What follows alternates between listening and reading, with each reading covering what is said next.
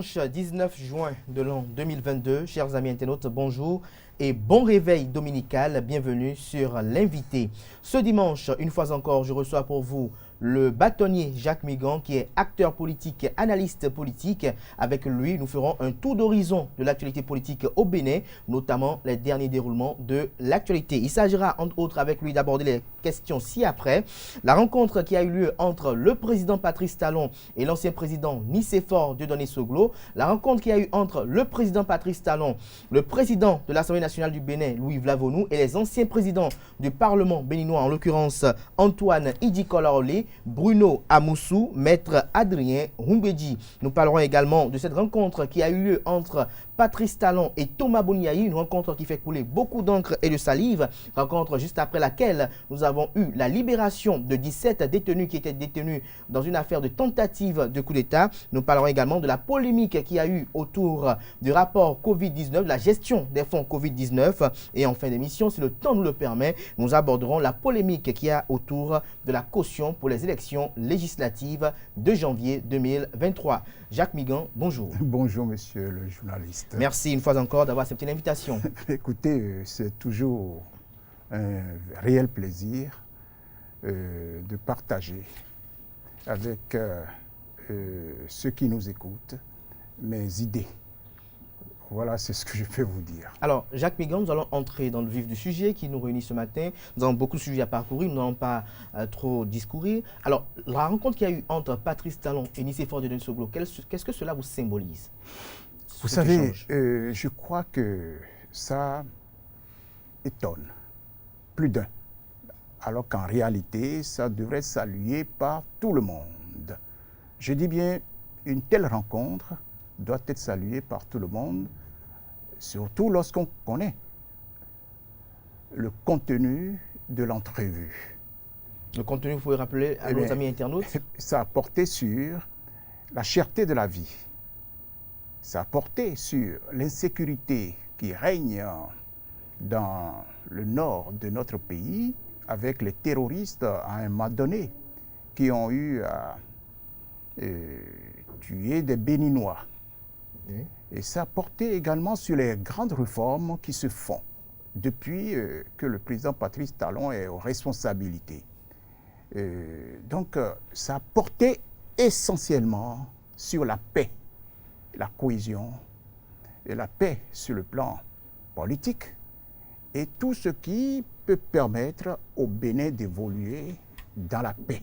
Et je crois, monsieur Kader, qu'une telle rencontre, il faut la répéter parce que le président Patrice Talon a aussi besoin de l'expérience, de la sagesse de ses prédécesseurs.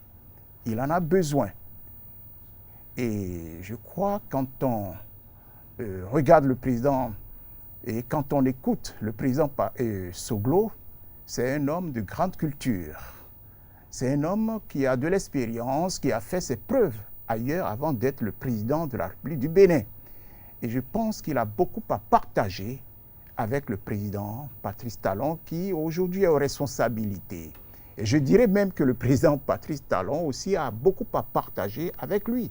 Donc réciproquement si vous voulez. Et au-delà de ce que nous pouvons appeler rencontre entre présidents anciens et présidents actuels, il y a aussi quand même les liens. Il vous souviendra, et tout le monde le sait, le président Patrice Talon et le président Soglo sont des membres d'une même famille. Quand vous prenez l'épouse du président Patrice Talon, Madame Claudine Talon, c'est la belle-sœur, la belle-nièce, je dirais, de l'ancienne première dame.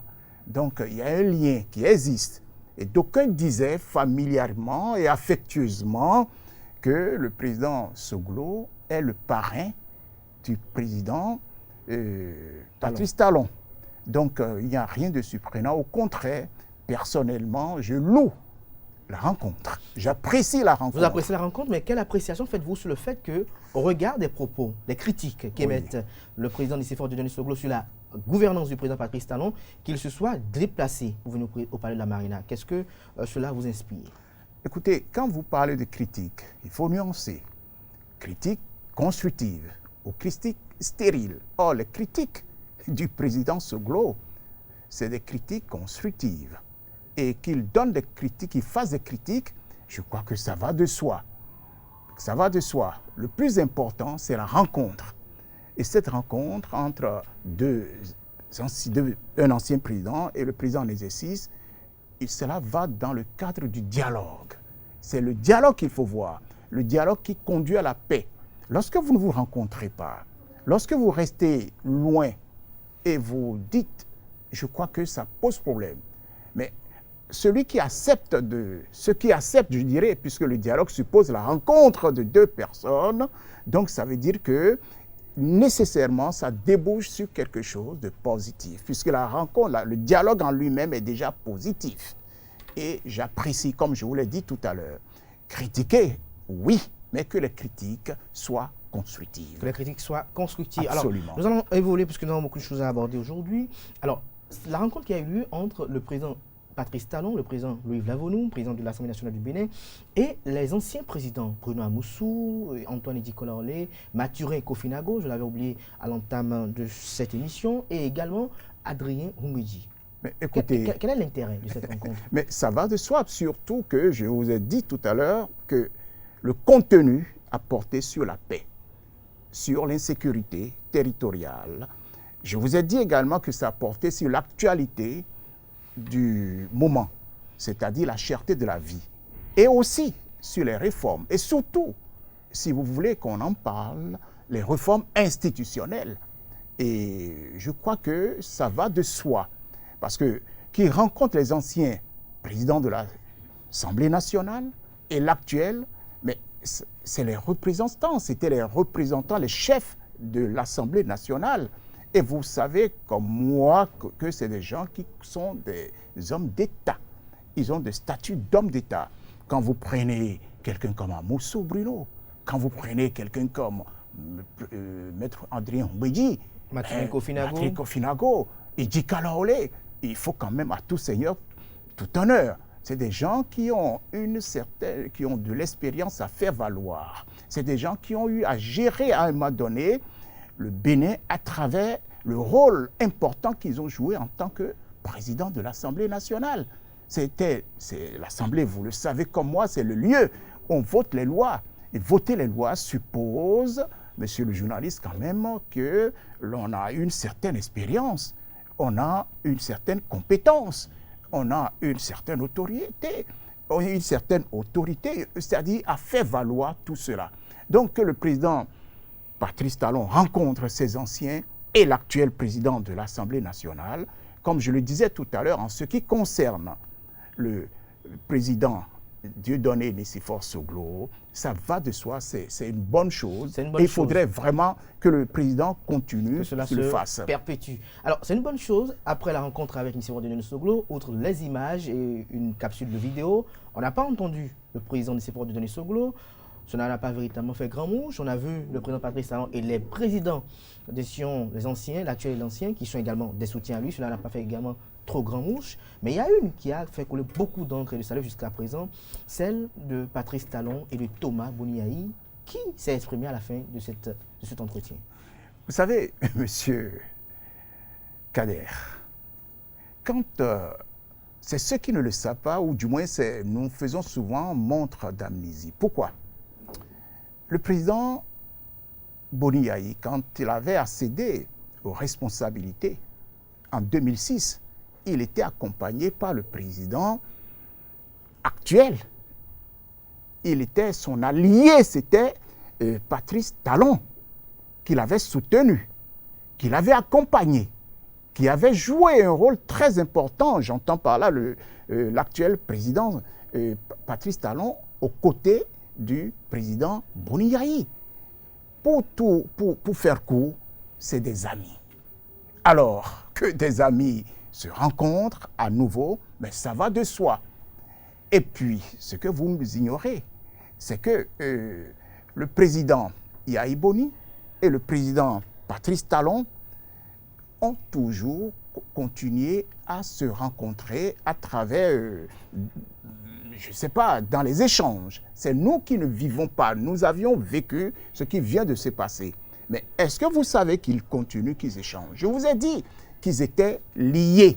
Ils étaient liés. Et je dis souvent aux gens que l'allié aujourd'hui du président Patrice Talon, aussi curieux que ça puisse paraître, dans sa gouvernance et pour sa gouvernance, c'est le président Boni Yayi. Quand les deux vont réellement, comme cela a été le cas de 2006 en 2011, à l'époque où il était aux responsabilités, le président Boni Yayi, je crois que le Bénin ira encore plus loin. Talon a besoin de Boni Yayi, Boni Yayi a besoin de Talon. Et dans le cadre du développement de ce pays, je crois que ce qu'il faut surtout retenir, c'est que les deux sont épris de développement. Et le président Boni Yayi et surtout le président Patrice Talon, c'est deux présidents qui croient au développement du Bénin. Peut-être qu'ils n'ont pas utilisé les mêmes méthodes. L'un est plus rigoureux, l'autre est beaucoup plus, je ne dirais pas lassiste, non, je dirais plutôt dans le sens sensationnel. Sensationnel. Je peux le dire, mais l'objectif des deux, c'est d'aller vers le développement. Ils croient au développement. Et quand ils se rencontrent pour l'intérêt, dans l'intérêt, je dirais, du Bénin, mais nous devons applaudir. Ils ne se sont pas rencontrés pour prendre un verre. Non, ils se sont rencontrés pour penser le Bénin, pour réfléchir sur le Bénin, pour le développement du Bénin, pour que le Bénin évolue. Sur le plan que j'ai cité tout à l'heure, c'est-à-dire pour la paix. Et vous ne pouvez pas aller à développement sans passer par la paix, sans passer par le dialogue. Ça s'impose. Or, le président Patrice Talon est dans cette posture aujourd'hui, aller tout le temps vers le développement. Et pour le développement, il a besoin aussi de la richesse de ses anciens prédécesseurs. Nous avions parlé tout à l'heure du président Dieudonné Nicéphore Soglo, nous avions parlé des anciens présidents de l'Assemblée nationale et de l'actuel. Oui, et donc il a besoin de tout ce monde. Et aussi, et c'est très important, des réformes. Moi, j'ai toujours vu, à travers les réformes, nous devons penser Bénin. On ne peut pas penser Bénin sans toucher à la constitution de notre pays. Non, on ne peut pas. Aujourd'hui, si nous devons être nous-mêmes, faire selon nos coutumes, nos traditions, nous avions besoin de ces anciens pour qu'ils disent comment faire. Et ces réformes, elles touchent également les institutions, dont la Constitution, parce que la Constitution que nous avons aujourd'hui, elle est une Constitution qui est beaucoup, je dirais, qui est calquée sur la Constitution française. Est-ce que vous entendez un peu déduit de vos propos que vous appelez vivement encore à une retouche de la Constitution? Mais elle fait partie des réformes, puisqu'il faudrait que nous soyons nous-mêmes. Il faut qu'on soit nous-mêmes. Elle s'impose, cette réforme, cette révision de la Constitution. Il faudrait que la Constitution tienne compte de nos réalités, de nos coutumes, de ce qui est propre à nous. Comment voudrez-vous penser développement et continuer à utiliser une Constitution qui n'a rien à voir avec nous? La démocratie, certes, et oui, mais la démocratie qui tiendrait compte des réalités, monsieur le journaliste, des réalités de notre pays. Nous ne sommes pas la France. Et quand vous prenez la Constitution française, en ces articles, quand vous prenez la Constitution béninoise, mais qu'est-ce que vous voulez que je vous dise?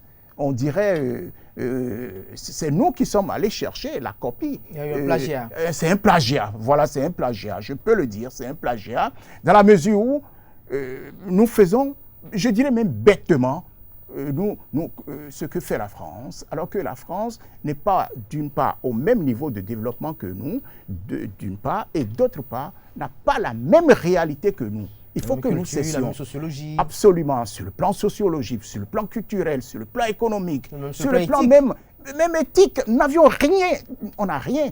Si nous utilisons la langue, je crois qu'avec le temps, cette rupture connaîtra également, se fera tout simplement. Ce que je voudrais dire, il faudrait, avec la rupture, il faudrait que la rupture passe aussi par là. Nous devons rompre avec cela. Écoutez, pourquoi, quand vous prenez l'Europe, en ce qui concerne la démocratie, l'Allemagne, c'est un pays démocratique, monsieur le journaliste. Il y a la démocratie, mais le système n'est pas le même. Le système institutionnel n'est pas le même. ils n'ont pas la même constitution. Et pourtant, ils font partie de l'Europe. Pourquoi ils n'ont pas copié la France? Pourquoi l'Italie n'a pas copié la France? Pourquoi les autres pays n'ont pas copié la France? Pourquoi c'est nous, en Afrique? Nous avons été colonisés par la Oui, France. mais il faut quand même à un moment donné que nous nous regardions. Le développement que nous voulons. Quand le président Mitterrand était aux responsabilités, il n'a pas parlé de développement, il n'a pas parlé d'économie. Il a mis l'accent sur la démocratie. Est-ce que c'est la démocratie qui va permettre seulement à notre pays, est-ce que la seule démocratie permettra à notre pays de s'en sortir? Non. Pour que nous nous s'en sortions, le président Patrice Talon a commencé, c'est ce qui se passe aujourd'hui, ce qui a commencé depuis 2016, il faut aller au-delà. Il a fait une première révision de la Constitution où on a intégré un certain nombre de choses. Je prends le cas, par exemple, des femmes qui ont été prises en compte. On a revu un certain nombre de choses. Il faut aller au-delà de ce qui a été fait en 2019 en ce qui concerne la révision de la Constitution. Écoutez, quand je vois Michael, par exemple, l'ancien chancelier ou l'ancienne chancelière, si vous préférez, de l'Allemagne, mais elle est restée au pouvoir pendant 14 ans. Et ça n'a gêné personne. Et ça, le pays a évolué. Et alors que nous continuons à dire, comme en France, ils font ceci, nous devons faire cela. Nous devons regarder bêtement et faire bêtement. Non, il faut que nous cessions avec ce comportement. Nous sommes sociologiquement différents des Français. Nous sommes culturellement différents des Français. Nous n'avions pas le même niveau d'économie. Et écoutez, est-ce qu'ils ne se sont jamais préoccupés de ce que nous devons être en ce qui concerne le bien-être des Béninois et des Béninoises? Non. Et comme ils le disent eux-mêmes, leur préoccupation, c'est les intérêts. C'est les intérêts. Notre développement, c'est leur dernier souci. Donc, il faudrait que depuis, je pense à la Côte d'Ivoire, je pense au Sénégal, je pense au Mali, et je salue au passage ce que les Maliens ont fait en rompant directement et devant le monde entier avec la France. Parce qu'ils ont compris que leur situation, leur développement doit d'abord se faire par eux-mêmes. Donc je pense au Bénin, je pense au Togo, pour que tous ces pays comprennent désormais que nous devions changer de pragmatisme. Nous devons changer de comportement. Nous devons changer nous devons changer notre manière de penser, de réfléchir. Nous devons faire par nous-mêmes. Je crois qu'on a les moyens pour le faire, surtout en ce qui concerne la classe, les jeunes aujourd'hui. Si nous avions été à l'école française, monsieur le journaliste, nos enfants n'ont pas tous été à l'école française pour répéter nos mêmes erreurs. Vous avez ceux qui ont été aux États-Unis, ceux qui ont été en Chine, ceux qui ont été en Russie, un peu partout. Donc, les plus-values qu'ils vont nous ramener permettront de faire conformément à nos réalités. Et c'est ça qu'il faut. Donc, la révision de la Constitution doit se faire et doit être accompagnée, et cette révision, les anciens chefs d'État, les anciens présidents de l'Assemblée nationale, l'actuel président de l'Assemblée nationale, tout le monde doit apporter sa contribution et soutenir d'ailleurs ce que je suis en train de dire aujourd'hui, monsieur Kader. Ça dit que l'objectif principal de ces rencontres-là, c'est une révision constitutionnelle. Mais non, je n'ai pas dit ça. Je dis ceci, voilà. que c'est aussi un pan. Et c'est moi qui dis que quand il y a de telles choses, il faudrait aussi que les anciens chefs d'État, les anciens présidents de l'Assemblée nationale, les hommes qui... Ça dit que le président Patrice Talon va poursuivre les consultations. Mais écoutez, là, il n'a pas reçu que cela. Il a reçu également les diplomates étrangers, notamment européens et américains qui sont sur notre territoire. Il a dû leur soumettre ce que nous sommes en train de dire. Les Américains n'avions rien en commun, mais ils sont chez nous. C'est normal qu'ils soient au même niveau d'information que nous, ce que nous entendons faire. Il faut qu'ils sachent ce qu'est le Bénin. Le Bénin, ce n'est pas les États-Unis. Le Bénin, ce n'est pas l'Union européenne. Ce n'est pas la France. Non, il faut que les gens le sachent. Déjà sociologiquement, déjà au niveau comportemental, au niveau de l'éducation, nous n'avions rien en commun.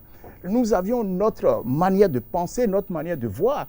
Regardez par exemple, monsieur le journaliste, nos rois, Est-ce que nous allons dire un roi est là, on va l'élire pour un temps? Non, nous avons notre manière de dire quand le roi a été, je dirais, choisi par les membres de nos ancêtres. Donc, ils ne sont pas là pour un temps. Ils sont là, enfin, pour un temps, ils ne sont pas éternels dans ce monde, mais je veux dire, c'est pour tout le temps. C'est pour rester là. Ils sont le roi de la collectivité, ils sont le roi de tout le monde, de tous ceux qui ont été ceux de la région. Est-ce qu'ils ont ça en France? Est-ce qu'ils se comportent comme ça en France?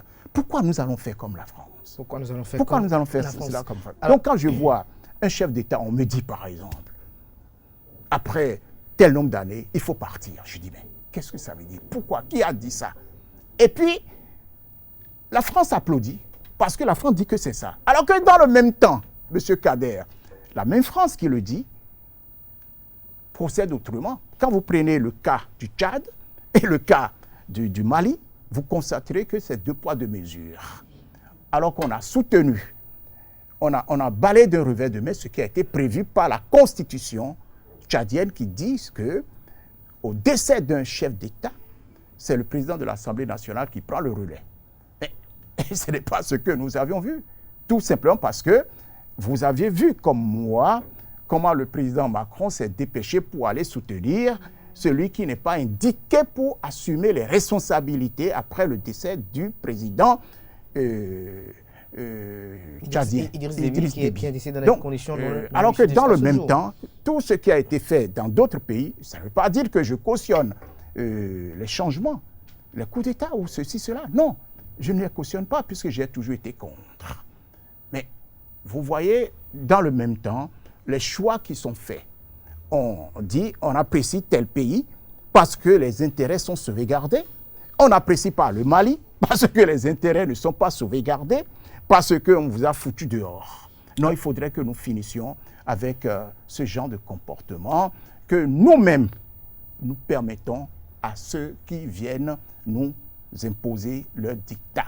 Alors, Jacques Mégan, est-ce que, sans faire la langue de bois, est-ce qu'on peut déduire de vos propos que vous espérez par exemple que Patrice Talon reste après 2026?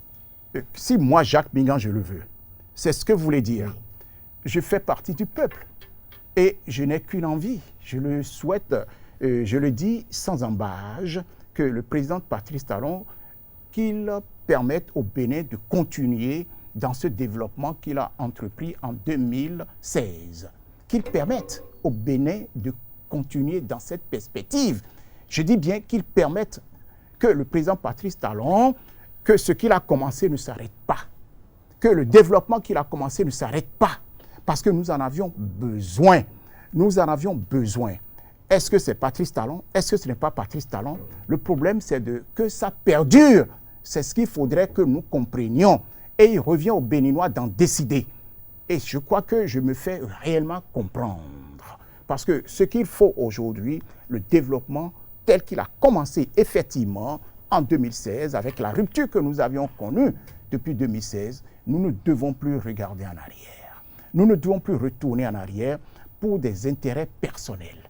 Or, tout ce que nous avions fait jusqu'à ce jour, jusqu'à 2016, je dirais, ça a été toujours l'intérêt, moi d'abord, l'intérêt général après. Il faudrait que nous finissions avec ça.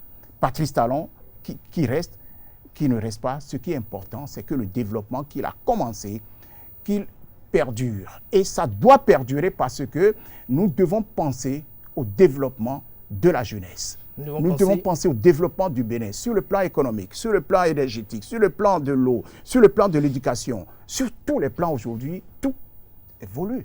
Ce que nous n'avions jamais connu. Je dirais même l'élément fondamental qui permet cela, c'est l'assainissement. Sur le plan économique, sur le plan politique, sur le plan culturel, tout est assaini. Alors vous allez voir des choses comme ça et puis ne pas vouloir que ça perdure. Non, il faudrait souhaiter, il faudrait faire en sorte pour que cela perdure. Alors Jacques Mégan, nous allons encore quelques petites questions pour boucler ce pan de cette émission.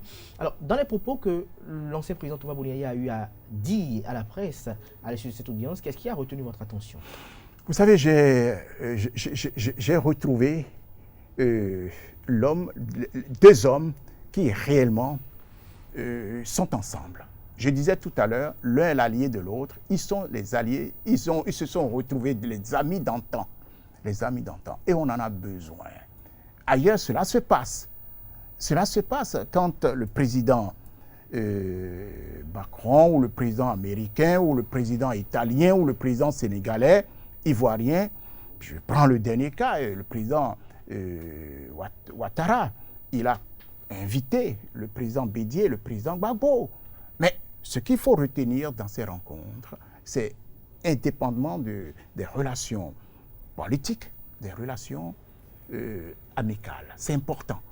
Et j'ai retrouvé 2 frères qui se sont rencontrés, qui se sont retrouvés, 2 amis qui se sont retrouvés. Et j'ai compris qu'ils sont réellement d'accord pour évoluer ensemble. Ça m'a beaucoup plu. Ça m'a tellement plu que nous avions toujours dit, et ça plaisait à beaucoup, que ces 2-là ne s'entendent pas. Qu'est-ce qu'on jetait de l'opprobre sur l'un? Talon a fait ceci, Talon a fait cela. Ça arrive qu'il y a de brouilles, monsieur le journaliste. Mais aujourd'hui, ce que j'ai retenu, c'est que 2 frères se sont rencontrés dans l'intérêt du Bénin. Alors, dans la paix, pour la paix du Bénin. 2 frères se sont rencontrés dans l'intérêt du Bénin. Est-ce que la rencontre Patrice Talon-Boniaï est une conséquence de cette libération des détenus qu'on a vue au lendemain? Écoutez, vous avez parlé tout à l'heure, au début de l'émission, pour tentative de coup d'État. On disait le colonel Tawes. Et on a vu le colonel Tawes, qu'on incriminait, rencontrer le président Patrice Talon.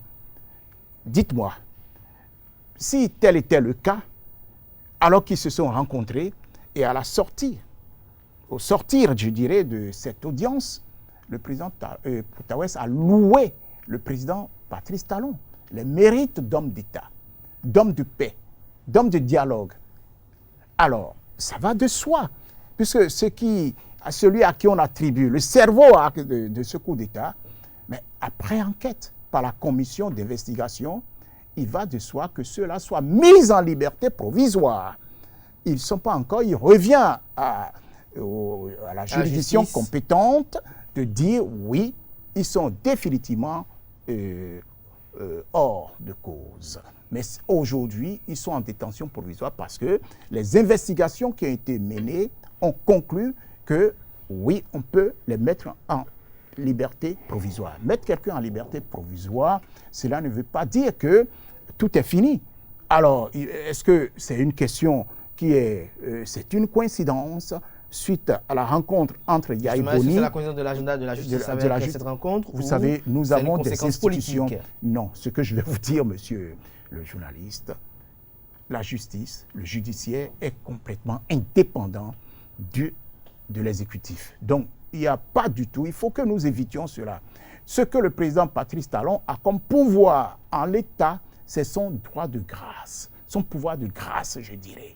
Il peut l'exercer en son âme et conscience, mais dire par exemple que la rencontre Boniaï et le président Patrice Talon, cette rencontre a contribué à la libération provisoire de ceux que vous appeliez les 17. Non, il ne faut pas aller vite à conclusion en la matière. Encore que c'est une libération provisoire. Alors, Jacques Migan, nous allons progresser dans cet entretien. La semaine passée et cette semaine, on a vu au banc des accusés un rapport d'audit de la gestion des fonds Covid-19 qui a fait beaucoup d'encre, coulé beaucoup d'encre et de salive. Finalement, la Cour des comptes a publié un rapport définitif. Vous, en tant qu'analyste politique, quelle a été votre appréciation de cette actualité? Quelles sont les informations que vous avez à votre disposition que vous pouvez nous faire parvenir? Monsieur Kader, vous savez, j'ai beaucoup apprécié ce qui vient de se faire en ce qui concerne la décision de la Cour des comptes. Pourquoi? Pour une première fois, on entend parler de la Cour des comptes. Je dis bien, pour une première fois, on entend parler de la Cour des comptes. Ce qui veut dire que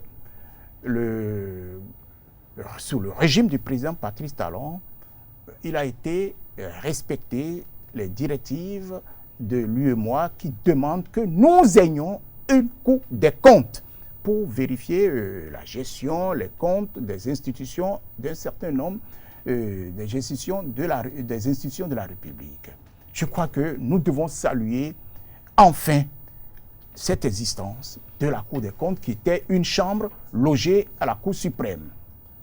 Un. Deuxièmement, nous allons louer également l'indépendance de cette Cour des comptes. C'est très important en ce sens que elle a joué son rôle, elle a joué sa partition. En d'autres circonstances, on aurait parlé de connivence. On aurait dû dire, ils ont été nommés par décret pris en Conseil des ministres, donc ils doivent obédience au gouvernement. Non, au contraire, avec ce que nous venons de voir, on a constaté l'indépendance de nos institutions, l'indépendance de la Cour des comptes. C'est très important. La troisième chose, c'est la transparence du gouvernement. Juste après la décision de la Cour des comptes qui dit il y a eu ceci, 385 milliards, 453 milliards, 313 milliards. Vous avez vu la promptitude avec laquelle le gouvernement, avec à sa tête, enfin, j'entends par là les ministres, le ministre d'État, Wadaï, le ministre de la Santé, M. Mpati, et l'adjoint, le porte-parole du gouvernement, ont expliqué la situation.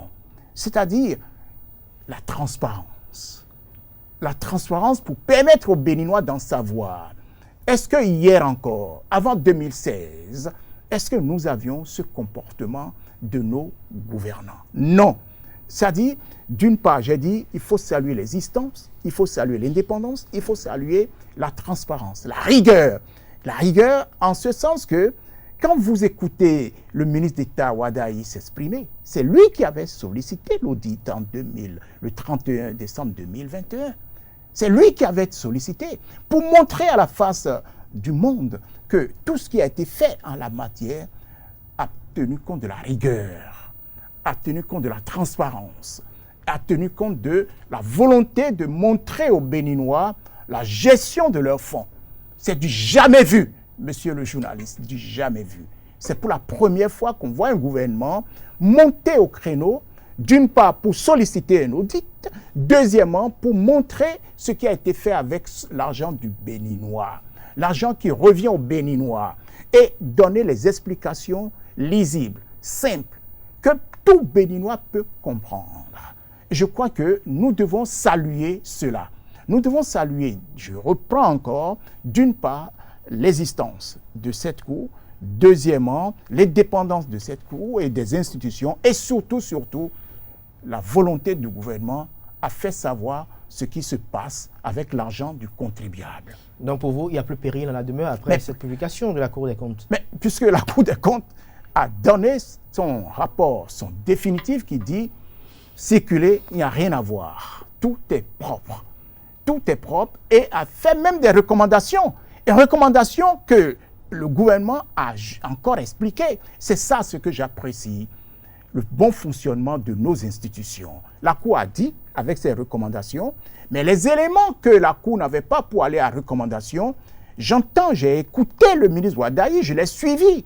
Voilà pourquoi nous avions fait ceci. Si nous étions dans les prévisions, c'est parce qu'il en va de la vie des Béninois. Il en va de leur survie, puisque nous étions dans une crise.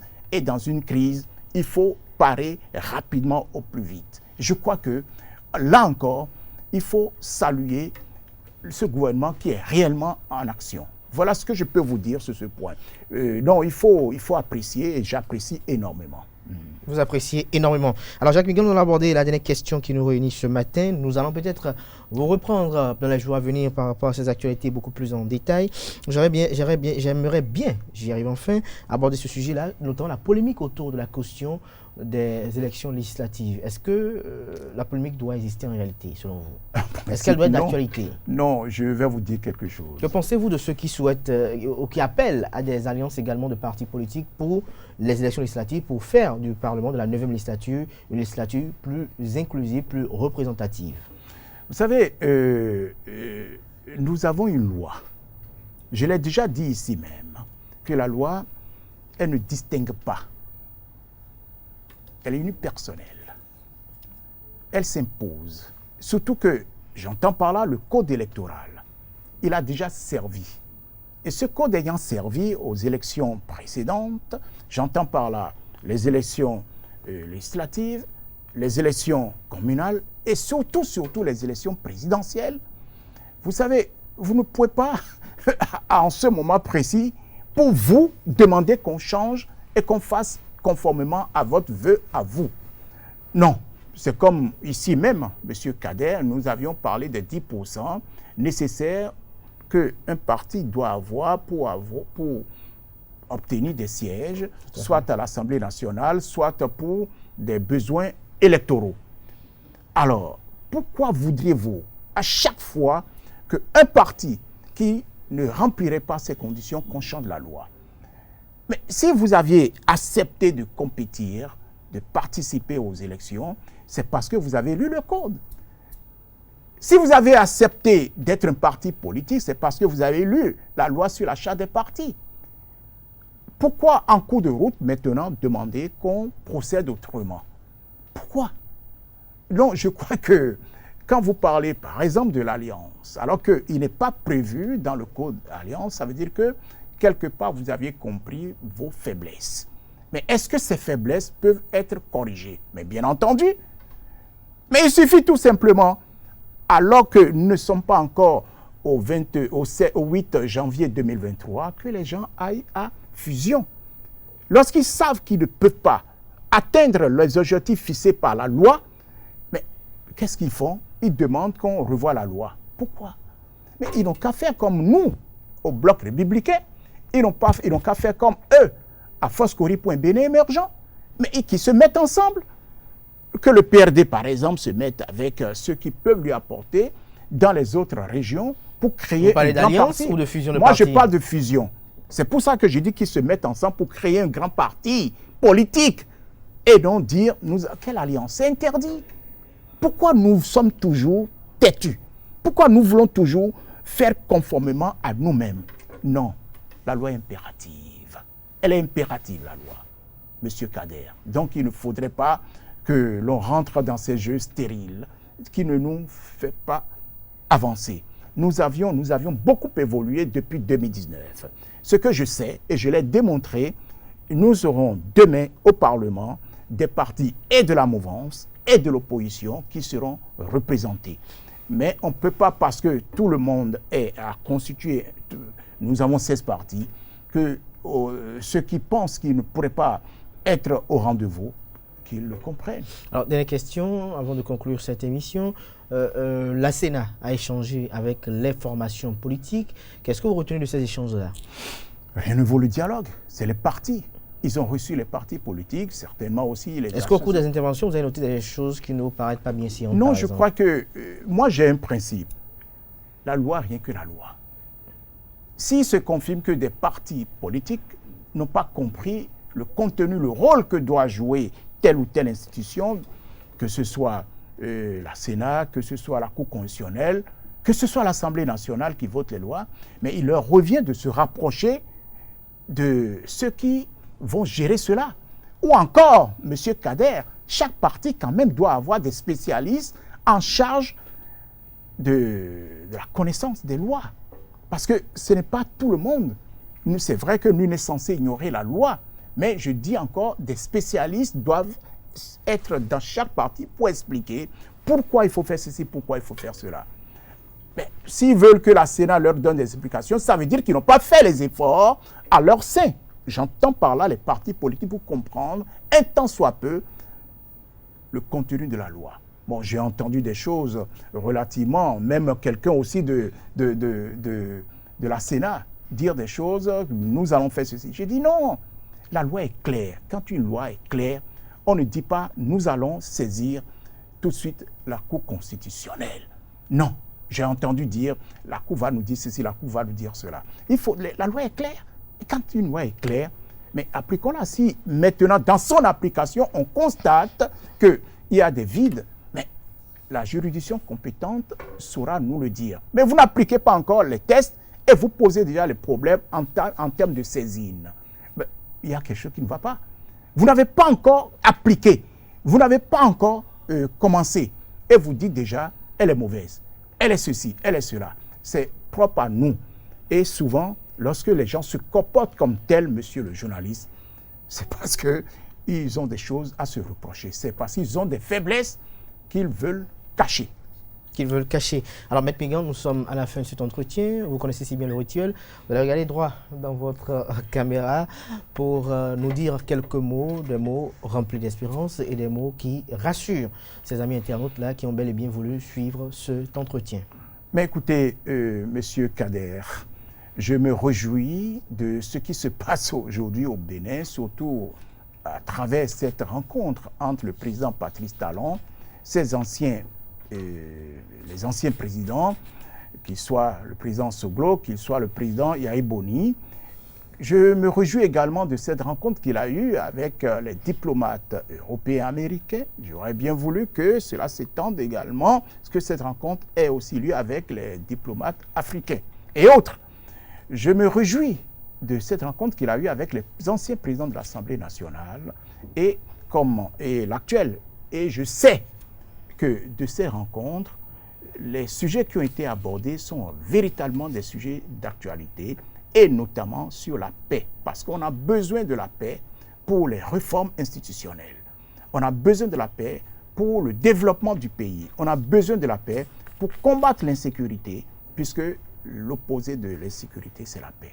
Je me réjouis également de ce qui a été dit par la Cour des comptes, de son indépendance, de son existence, qui permet sa visibilité aujourd'hui. Et je me réjouis surtout de la rigueur du gouvernement en ce qui concerne la gestion de ces fonds et de cette compétence qu'ils ont eu à expliquer avec aisance comment ils ont géré les fonds. Le ministre d'État, M. Wadaï, le ministre de la Santé, M. Ompati, et le porte-parole, M. Humbegi, qui nous ont expliqué avec une aisance comment les fonds étaient gérés. Et surtout, je me réjouis de notre ministre d'État qui a été l'auteur de l'audit qui a permis ce rapport. Il ne faut pas l'oublier.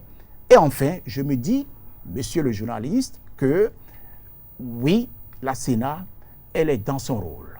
Les partis politiques sont dans leur rôle et il revient à chacun de prendre en compte et de lire correctement ce que disent les textes en matière des élections, qu'ils soient la loi sur les partis, la charte sur les partis politiques, le code électoral, soit le code électoral. Il faudrait que les spécialistes qui existent au sein de la Sénat, qui existent au niveau des partis politiques, éclairent les autorités de ces partis, éclairent les autorités de la Sénat pour ce qui doit être fait, pour que nous allions aux élections en paix le 8 janvier 2023. Merci à vous, Jacques Migan, pour cet entretien. Chers amis internautes, on retiendra de cet entretien que notre invité, en l'entame de son argumentaire, a salué la rencontre qui a eu lieu entre le président Patrice Talon, les anciens présidents Nicéphore Dieudonné Soglo et Thomas Boniaï, sans occulter le président de l'Assemblée nationale du Bénin, Louis Vlavonou, et les anciens présidents du Parlement béninois, Antoine Idikola-Olé, Mathurin Kofi-Nago, Adrien Humbegi et Bruno Amoussou. Pour lui, il a eu à rappeler au cours de cet entretien le contenu de cet échange, qui est notamment la cherté de la vie, la situation d'insécurité qui est gangrénée par la menace du terrorisme qui secoue un peu le Bénin dans la partie septentrionale. Il s'agissait également d'échanger autour des grandes réformes, surtout celles institutionnelles et de la paix politique. Pour Jacques Migan, de telles rencontres doivent être répétées. Il faut que cela soit de façon cyclique pour que véritablement le pays se porte davantage dans une bonne ambiance. Pour Jacques Migan, Patrice Talon a besoin de l'expérience et de la sagesse des anciens présidents tels que Nicéphore Dieudonné Soglo et Thomas Boniaï. Au cours de son argumentaire, il a eu à exposer quelques qualités indéniables du président Nicéphore Dieudonné Soglo. Cela va dans la dynamique du dialogue pour la paix, a dit Jacques Migan, notamment parlant de cette rencontre. Ce sont des hommes d'État qui ont été reçus, a-t-il martelé. Pour lui, Patrice Talon a besoin de Thomas Boniaï et Boniaï également a besoin de Patrice Talon pour le développement du Bénin. Pour lui, ces deux hommes d'État sont épris de développement. L'un est rigoureux et l'autre dans le sensationnel. Il pense que les deux ensemble, ça pourrait véritablement mettre le Bénin davantage sur le chantier de développement. Selon Jacques Migan, dans ses propos, on déduit que la Constitution doit être à nouveau révisée. Il faut qu'elle tienne compte des réalités, de nos réalités, a-t-il insisté au cours de son argumentaire. Pour lui, cette révision de la Constitution s'impose et elle doit se faire car nos constitutions sont des plagiats, a-t-il affirmé au cours de cet entretien. Il dit que nous n'avons pas les mêmes réalités sociologiques avec les constitutions que nous avons copiées, que nous n'avons pas les mêmes réalités éthiques, morales, culturelles, économique, politique et de développement. Et donc pour lui, il faut qu'on réadapte nos constitutions avec nos propres réalités et face à nos besoins. Il a salué la dynamique au Mali qui a rompu avec la France. Il a argumenté dans ce sens. Il invite au changement de mentalité et de paradigme. Il salue également le fait que le président Patrice Talon a eu à échanger avec les diplomates étrangers, notamment ceux européens et américains, qui ont été reçus le jour de l'audience entre le président Patrice Talon, l'ancien président de Sévère-Soglo et les anciens présidents du Parlement et celui du Parlement actuel. Pour lui, Patrice Talon doit faire que le développement entamé ne s'arrête pas en 2026. Et il a insisté dans ce sens, que ce soit Talon après 2026 ou pas Talon après 2026, pour Jacques Migan, il est nécessaire et impératif que ce qui a été engagé depuis 2016 ne soit pas banni de côté après 2026. Le judiciaire est complètement indépendant de l'exécutif lorsqu'il s'agissait de commenter cette polémique qu'il y a eu depuis quelques jours, notamment sur le rapport de la gestion des fonds Covid, un rapport provisoire qui avait été publié par la Cour des comptes avant qu'elle publie cette semaine son rapport définitif. Pour Jacques Migan, cette situation est une incarnation réelle de l'indépendance de nos institutions et donc pour lui, il se réjouit que pour une première fois, on entend parler de la Cour des comptes. Il a eu à rappeler que la création de la Cour des comptes est en cohérence avec le respect des directives de l'Union économique et monétaire ouest-africaine et il a salué le fait que ce soit sous le leadership éclairé du président Patrice Talon que cela soit effectif. Il loue l'indépendance de cette Cour, notamment la Cour des comptes, et il a eu à saluer les explications et éclairages apportés lors de cette affaire par les ministres, le ministre d'État en charge de l'économie et des finances, Romuald Wadani, son collègue de la Santé, Benjamin Moupati, et également les explications du porte-parole du gouvernement et secrétaire général adjoint du gouvernement, Wilfried Léandre Houbedji. Jacques Migan a tenu à préciser que c'est le ministre d'État, Romuald Wadani, qui a sollicité l'audit. C'est inédit, a-t-il martelé au cours de cet argumentaire. Et parlant politique, notamment les commentaires sur une volonté de réduction de la caution pour les élections législatives, il a fait savoir que la loi est impersonnelle, elle s'applique à tous. Et donc, si la loi a été appliquée pour les élections communales et celles présidentielles, il n'y a pas de doute qu'elle ne s'applique pas pour les élections législatives. Et donc, il ne faut pas que les gens cherchent à tailler les lois à leur mesure. Il invite les formations politiques qui sont dans l'incapacité d'obtenir les 10% à faire des fusions au plus tôt pour que véritablement elles soient représentées au Parlement lors de la prochaine législature, commentant un peu les propos qui sont tenus lors de la rencontre qu'il y a eu cette semaine entre les partis politiques et la Sénat. Pour lui, la Commission électorale nationale autonome Sénat est dans son rôle et les formations politiques également dans leur rôle. J'espère que j'ai été fidèle un peu et cohérent à vos propos. Vous avez été fidèle, monsieur. Merci, Cadet. merci. Merci à vous, Jacques Migan. Merci de toujours répondre quand on fait appel. Merci à vous, chers amis internautes, pour l'attention.